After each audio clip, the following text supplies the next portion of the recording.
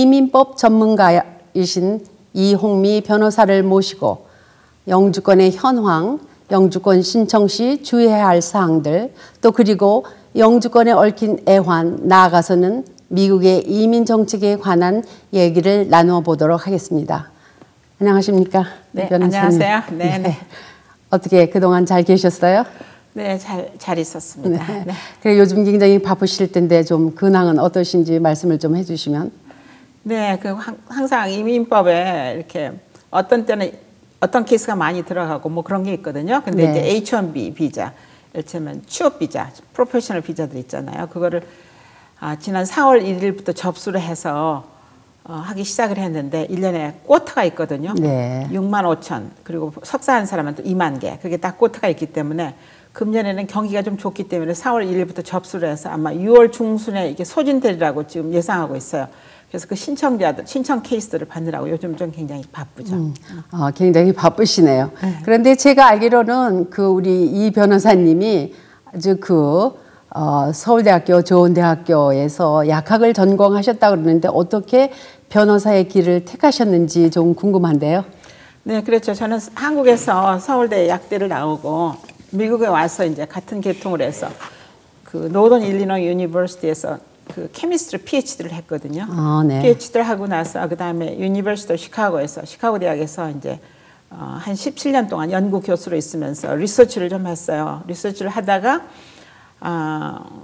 그 다음에 이제 로스쿨을 갈 생각을 했는데 그 첫 번에는 패턴트 로, 그 특허법, 그렇죠? 특허법에 대해서 하려고 했거든요. 왜냐하면 미국에서는 특허법 변호사가 되려면은 사이언스 계통으로 배추러스 디그리나 뭐 마스터 디그리가 있는 사람만 그렇군요. 특허법을 할 수가 있어요. 네. 그래서 첫 번에는 이제 로스쿨 갈 목적이 이제 로스쿨 졸업하면 특허법 변호사가 하겠다 해서 이제 갔었거든요. 그래서 나왔는데 이제 졸업을 하고 면허 따고 그리고 제가 프랙티스를 시작을 해본 결과 이민법이 가장 보람 느끼는 그런 분야라는 걸 느끼게 됐기 때문에 그래서 이민법을 전문으로 하기로 됐어요.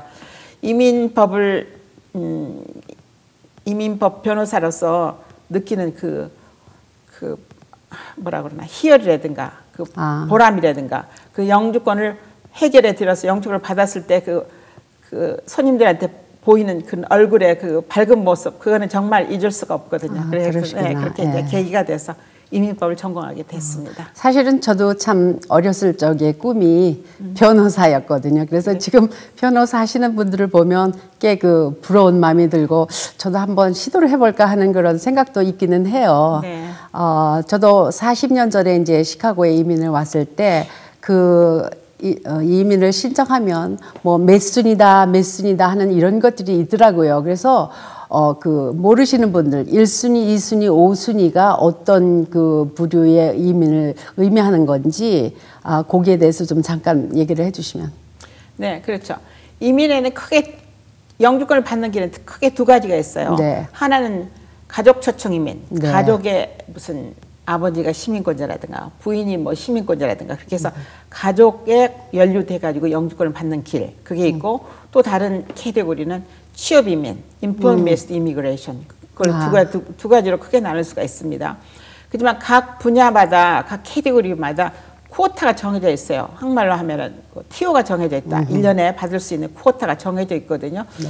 그래서 그 family based immigration 가족 초청 이민 같은 것은 뭐 22만 개가 1년에 받는 사람 수가 정해져 있고 취업 이민 같으면은 14만 개가 다 정해져 있거든요. 네. 정해져 있기 때문에 무슨 예를 들어서 시민권자 형제자매 초청으로 지금 한 10여 년을 기다리고 있다. 그건 기다리는 이유가 1년에 쿼타가 이를테면 형제자매 초청은 1년에 한 4만 개밖에 안 되는데 그게 이제 신청자가 6만 명이 신청을 했잖아요. 그러면 그 해는 4만 개를 쓰는데 나머지 2만 개는 그 다음에로 넘어가고 또 그 다음에 신청자가 뭐 예를 들어서 8만 명으로 폭주를 했다 그러잖아요.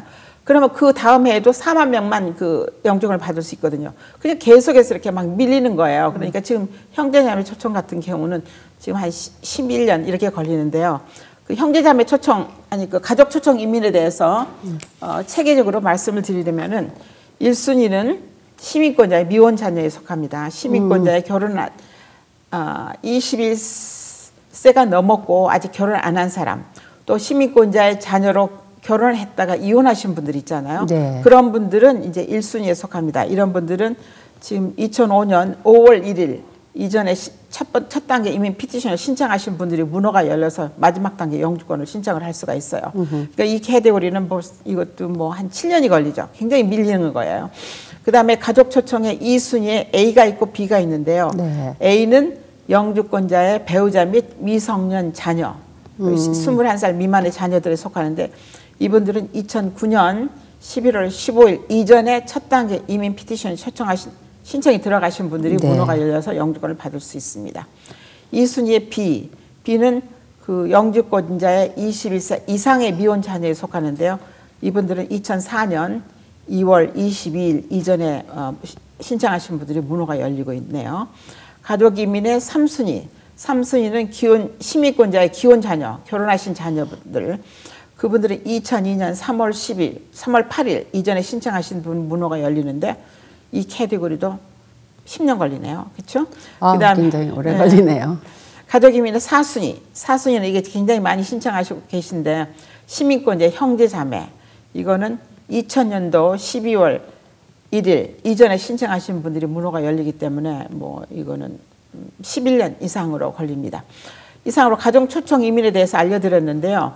여기에는 이제 그 쿼터의 제한을 받는다고 그랬잖아요. 근데 네. 쿼터의 제한을 받지 않는 캐테고리가 있습니다. 그거는 시민권자의 직계 가족, 그러니까 시민권자 배우자라든가 시민권자의 21세 미만의 자녀라든가 시민권자의 부모님 이런 분들은 무순위라고 할 수 있죠. 이 순위에 제약을 받질 않아요. 왜냐하면 쿼터의 제한을 받지 않기 때문에 이분들은 영주권 신청하면 바로 한 뭐 3, 4개월이면 영주권 받을 수 있어요. 그렇게 빨리 나옵니까? 네. 그다음에 제가 이제 아까 가족 초청 이민에 말씀드렸는데 이제 취업 이민의 캐테고리가 있습니다. 취업 이민은 이제 employment based immigration, 어떤 누가 취업을 시켜주겠다는 어떤 스폰서, 어떤 그런 해주는 컴퍼니가 있잖아요. 네. 그러면은 그 컴퍼니를 통해서 영주권을 받을 수 있는 거예요. 그래서 1순위는 이제 세계적으로 특기가 있는 사람들, 또 아니면 국제기업 간부, 뭐 LG라든가 코리안 에어라든가 뭐 이런 데서 거기서 일하시는 분들, 그런 분들이 이게 오픈돼 있고요. 오픈됐다는 것은 기다리지 않고 바로 이렇게 쭉쭉 해서 받을 수 있다 이겁니다. 그럼 1순위는 뭐 하여튼 한 7, 8개월이면 영주권 받을 수 있어요. 그러니까 국제기업에 그런데 이제 매니저급으로 일하시는 분들. 그다음에 취업이민의 2순위. 2순위는 그 해당 분야에 석사학위를 받았거나 아니면은 학사학위를 했는데 플러스 해당 분야에 5년 이상 경력이 있으신 분들. 이분들은 2순위 영주권을 받는데요. 그분들도 이 캐테고리도 오픈돼 있어요. 오픈돼 있기 때문에 이걸 해서 영주권 받으신 분들이 굉장히 많아요. 이 캐테고리로 신청하는 사람이 요즘 굉장히 많아졌습니다. 그리고 또 하나는 National Interest Waiver라고 이제 2순위에 속하는데 그건 국가적으로 어떤 공헌할 수 있을 그런 업적이 있는 사람들이 이제 신청하는 겁니다. 그 다음에 취업임 3순위는 해당 분야에 학사학위 이상을 받았거나 또는 해당 분야에 2년 이상 경력이 있으시는 분들. 예를 들면은 숙련직인 같으면 이제 식당의 셰프로서 경력이 2년 이상 있고 또 이제 그걸 해주겠다는 어떤 그 식당이 있으시다. 무슨 뭐 ABC 뭐 재패니스 레스토랑이라든가 이런 데서 스폰서를 해주겠다 그러면은 그걸 프로세싱을 해가지고 영주권을 받는 거예요. 예를 들면 전문직인 같은 것도 제가 아까 해당 분야에 전공이 있으시다. 그러니까 뭐라 그러나 해당 분야에 컴퓨터 사이언스로 전공을 했었고 어떤 여기서 컴퓨터 개통을 하는 회사에서 스폰서를 해주겠다는 데가 있잖아요. 그럼 연결이 돼가지고 취업이민을 3순위를 할 수 있거든요. 근데 이건 굉장히 오래 걸리고 있어요. 지금 현재 2006년 5월 1일 이전에 첫 단계를 신청하신 분들이 문호가 열리고 있으니까 지금은 뭐 상당히 오래 걸립니다. 그리고 이제 3순위에 또 하나 캐테고리가 있는데 그거는 학위 불문하고 비송년직인, 그러니까 전혀 경력이 필요 없는 거예요. 예를 들면은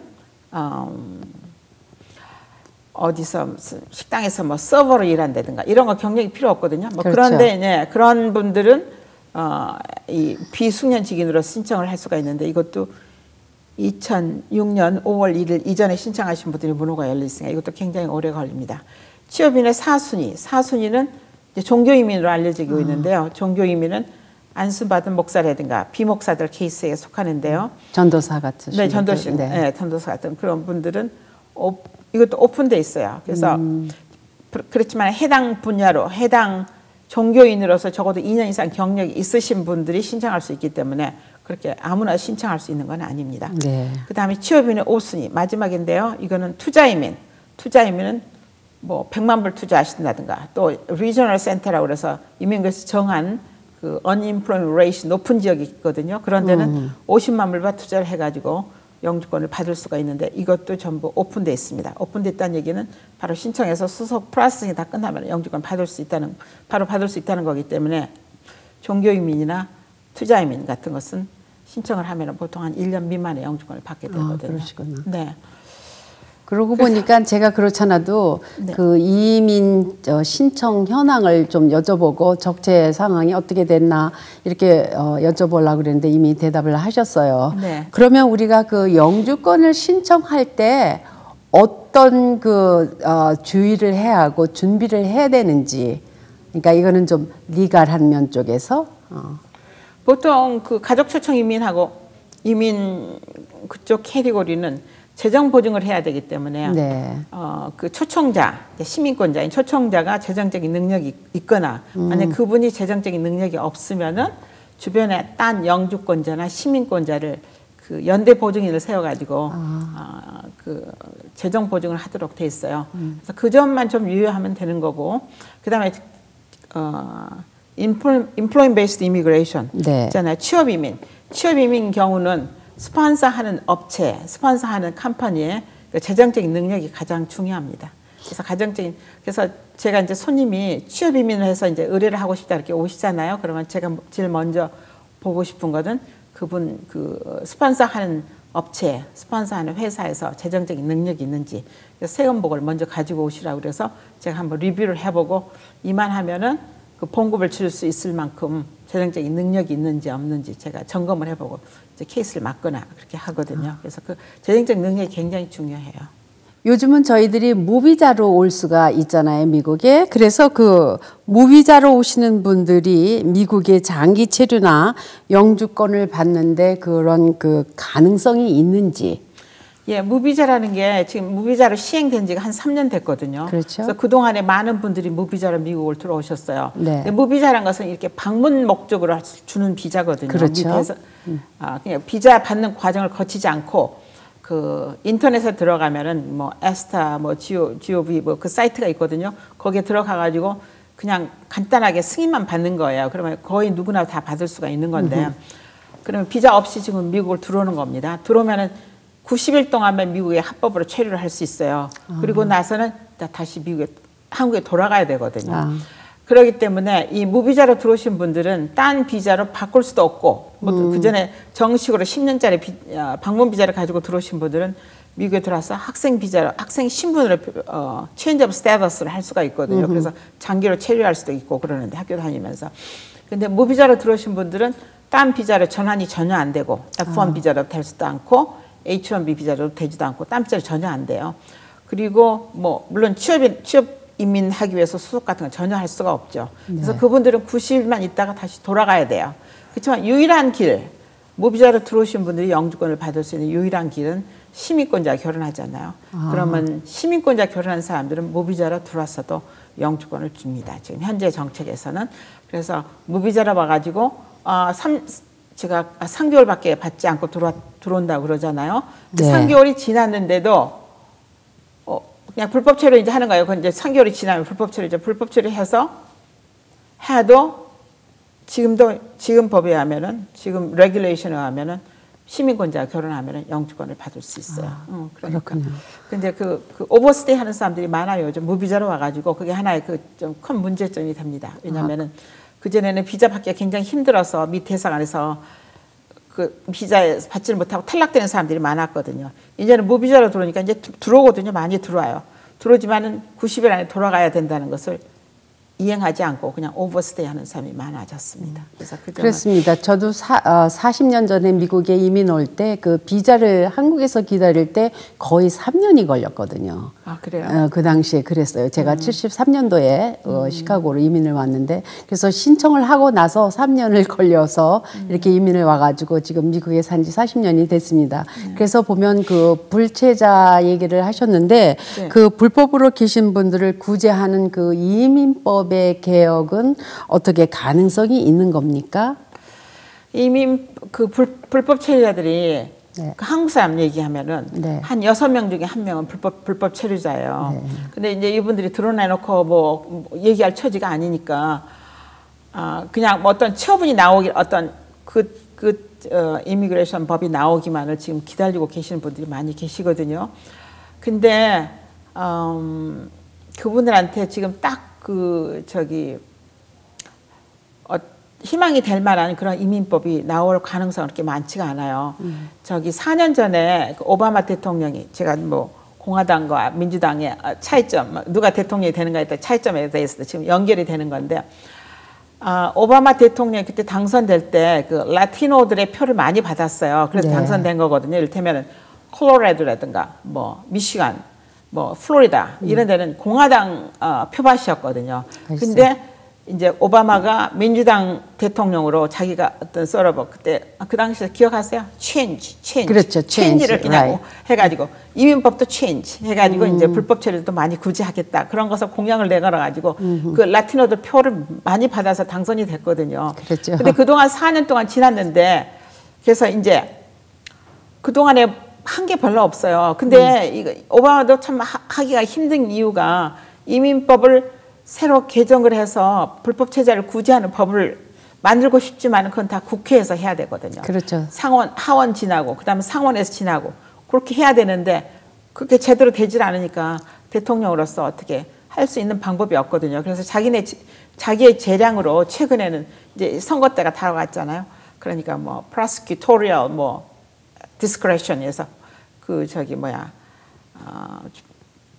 추방 재판에 들어있는 사람들 그걸 뭐 일부 구제해 주겠다 했는데 별로 효과가 없어요. 그 구제해 주는 것 그게 되지가 않거든요. 그래서 자기 힘으로 할 수 있는 그 어떤 스페셜 프레지던셜 오더로서 할 수 있는 거 이게 자그마한 것들, 조그마한 것들 하는데 결국 첫 번에 자기가 공약했던 것만큼 구제를 받지 구제를 주지를 못했기 때문에 글쎄.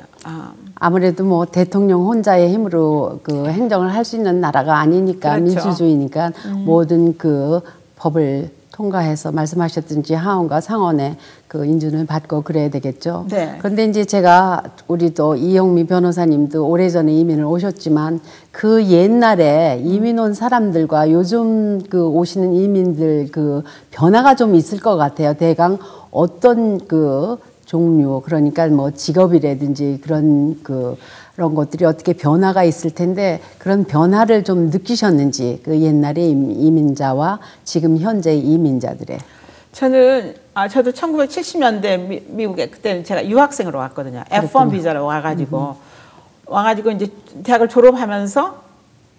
졸업하면서 바로 영주권을 받았어요. 그때는 프로페셔널 그 디그리가 있으면은 바로 영주권을 줬기 때문에 그렇게 어려운 걸 내가 당해보지 못했는데 그 당시는 이민자가 적었기 때문에 그랬죠? 이민자들한테 특별한 어떤 혜택 뭐 이런 걸 많이 줬거든요. 제가 이제 여기에 관련돼서 이민법의 변천에 대해서 좀 간단하게 말씀드리겠는데 1987년에는 그 사면제도가 있었어요. 사면이라고 그래서 1987년 딱 그 해에 있었는데 그 미국 온 지 5년 이상이 됐고 불법 체류가 됐고 그러면 아무 더 이상 조건을 따지지 않고 그 사람들한테 영주권을 줬어요. 사면이라고 엠니스트라고 해가지고 사면을 했거든요. 근데 그 당시에 구제받은 사람들이 뭐 제 생각에는 뭐 밀리언 미만이었던 걸로 기억하는데 뭐 30-40만 명 정도 구제가 됐던 것 같아요.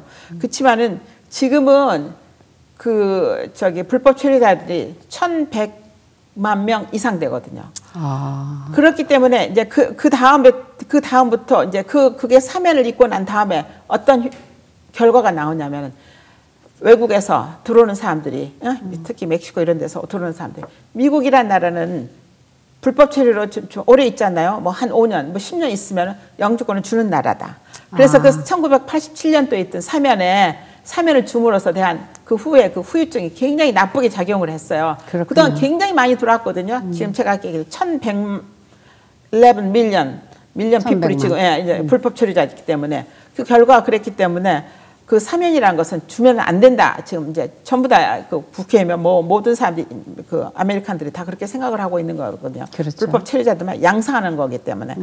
그리고 나서 이제 2001년도 그러니까 11년 전이죠. 그때 245 I 조항이라는 게 있어가지고 그 당시에는 불법으로 있는 사람을 구제를 하는데 무조건 불법으로 있었다 해서 무조건 구제하는 게 아니고 당신이 어떤 그 family based immigration 가족 초청 이민이라든가 아니면은 취업 이민, 스폰서가 있는 어떤 그 가족 취업 이민에 자격이 되고 취업 이민에 스폰서가 있는 사람들 있잖아요. 그런 사람들은 당신이 불법 체류했더라도 신청을 할 수 있다. 그 대신 벌금을 1,000불을 더 내라. 해가지고 245 I 조항이 그때 생겼어요. 저도 2001년대. 그 항을 기억하는데. 네, 그래서 그 당시 신청하신 분들이 굉장히 많았어요. 근데 그분들이 이제 지금까지 영주권을 받고 있고 벌써 10년이 넘었는데도 말이죠. 받으신 분들이 있고 또 그 당시에 신청을 했다가 이제 뭐 안 되는 경우도 있었어요. 뭐 스폰서가 문을 닫았다든가 뭐 이런 거. 그런 사람들 다시 또 재신청을 할 기회를 또 줬거든요. 그래서 그게 245 I 조항이에요. 그래서 지금 현재까지는 사면이라는 것은 있을 것 같지는 않고요.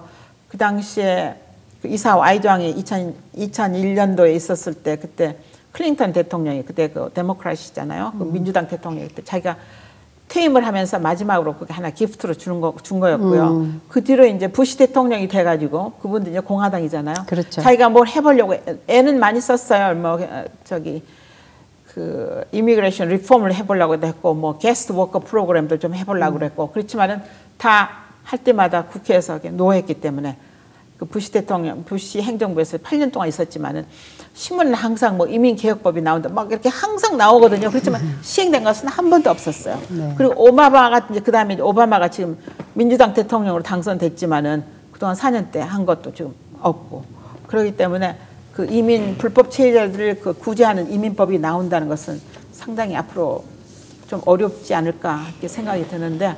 네, 그렇군요. 네. 그러면 그동안 이제 꽤 오랜 동안 그 이민법 변호사로서 일을 해오시면서 제일 처음에 말씀하셨죠. 그 영주권을 받으신 얼굴을 봤을 때 정말 환하고 행복한 모습을 보면 참 보람을 느끼신다고 그랬는데 그렇게 이렇게 특별히 그 기억하실 만한 얘기가 있으면 하나만 해주시면. 예, 그거는 어떤 분이 계셨는데 그분이 목사님이에요. 네. 목사님인데 알 비자, 그러니까 종교 비자가 들어갔어요. 종교 비자가 들어갔는데 무슨 이유인지 하여튼 제가 정확한 이유는 잘 모르겠는데 한 3년 반을 그 알 비자가 승인나지도 않고 디나이 되지도 않고 그냥 펜딩 상태였어요. 그래서 그분이 이제 저한테 상담을 왔었거든요. 내 경우가 지금 처지가 이렇다. 이걸 어떻게 했으면 좋겠는가. 그래서 그분은 이제 엄밀하게 따지면은 알비자 들어갈 때까지는 F1으로 학생으로 합법으로 계셨는데 알비자 들어가서 이렇게 이제 결국 제가 들어보니까 이거 디나이될 케이스예요. 이거 승인될 케이스가 아니에요.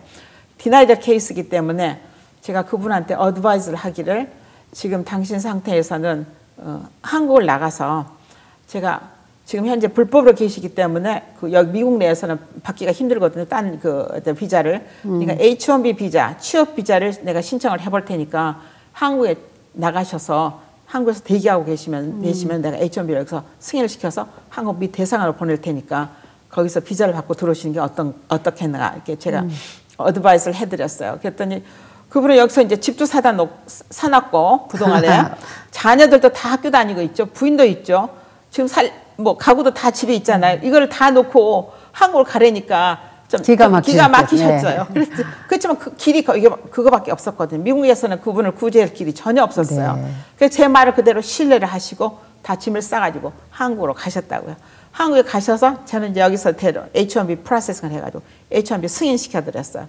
그래서 한국에서 비자를 받고 그분이 다시 미국을 들어오셨거든요.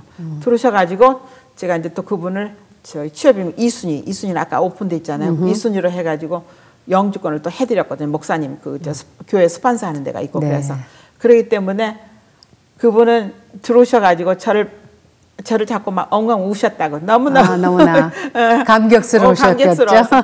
그러다 이제 영주권도 제가 해드렸고. 그래서 지금 뭐 독립교회에서 지금 잘 목회를 하고 계시거든요. 그래서 그런 분들 보면은 정말 저로서 너무너무 보람을 느껴요. 그래서 그러시구나. 네. 그러면 미국에 와서 정착하려고 하는 사람들에게 주시고 싶으신 그 충고 말씀을 좀 해주세요. 네. 그걸 얘기를 한다면은 한국 속담에 첫 단추를 잘 끼워야지 그렇죠. 밑에 단추도 잘 끼워진다고 그러잖아요. 근데 제 손님들 중에 보면은 말이죠. 첫 번에 미국 오시자마자 아무데나 가가지고 자기 이민 문제를 완전히 구리치는 사람들이 많이 계시거든요. 네. 그리고 저한테 와서 상담을 하세요. 근데 저로서는 그렇게 되는 경우는 더 이렇게 도와드릴 수가 없어요. 너무 이제 완전히 잘못됐기 때문에. 네. 불법 처리 다 됐기 때문에. 네. 그래서 제가 그분들한테 미국에 처음 오시는 분한테 충고하고 싶으신 분들은 첫 단추를 잘 끼워야 되기 때문에 잘 계획을 하셔서 그 변호사를 잘 선택을 해서 가셔서 첫 번부터 프로세싱을 첫부터 잘 하셔야지 자기는 미국에 사는 길에 그 보람 있는 결과가 나리라고 제가 그렇게 충고를 해드리고 싶습니다. 그러고요. 감사합니다. 그러면 요즘 또 드림 법안에 대해서 신문지상에도 기사가 많이 나고 그러는데 그 드림 법안에 대한 전망은 어떻습니까? 드림 법안이 뭔가 거기에 대해서 제가 잠깐 간단히 말씀드리면 드림 법안은 청소년으로서 불법 체류를 하고 있고 미국에서 하이스쿨을 졸업했고 또 5년 이상 미국에서 거주를 했잖아요. 그런 사람들은 그 학생만 이제 영주권을 주겠다 하는 그게 바로 드림 법안이거든요. 근데 그 드림 법안이 한 7, 8년 전부터 지금 나왔다가 또 국회에서 부결돼서 또 무산되고 또 다음에 또 나왔다가 무산되고 해가지고 지금 한 7, 8년을 계속해 왔어요. 그렇군요.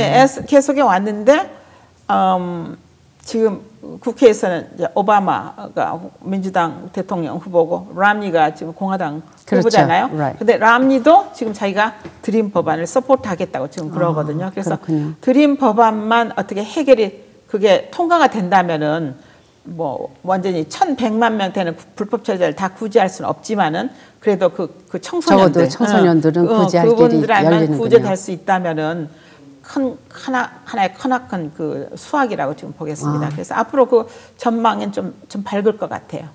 그렇게 됐군요. 좀 좋은 소식이 정말 있기를 여러분들이 바라겠어요. 그러면 올해는 미국이 그 대선을 치르게 되는데 간단하게 공화당과 민주당의 그 이민 정책의 차이점 하나를 들려면 어떤 점을 말씀해 주시겠습니까? 그 민주당은 항상 프로 이미그런트거든요. 친이민법.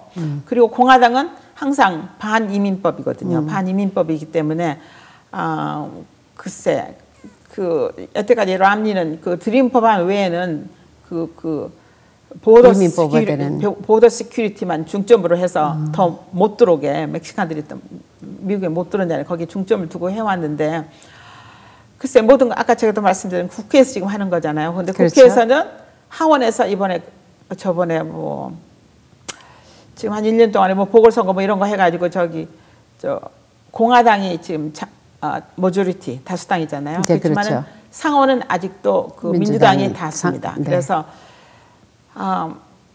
그걸 앞으로 어떻게 될 것인가는 제가 프로젝트 하기는 상당히 좀 어려울 것 같지만은 아무래도 민주당이 여태까지 프로 이미그런트이기 때문에 민주당이 더 좀 페이버러블하게 앞으로 정책을 쓰지 않을까 하는 그렇게 보고 있습니다. 아무래도 민주당은 우리 그 이민자들의 우리들의 위한 정책을 많이 실행을 하고 있죠. 그렇죠. 그렇게 됐습니다. 정말 오늘 굉장히 많은 이민법, 이민 순위별 또 적재 상황 여러 가지 좋은 말씀 많이 해주셨는데요.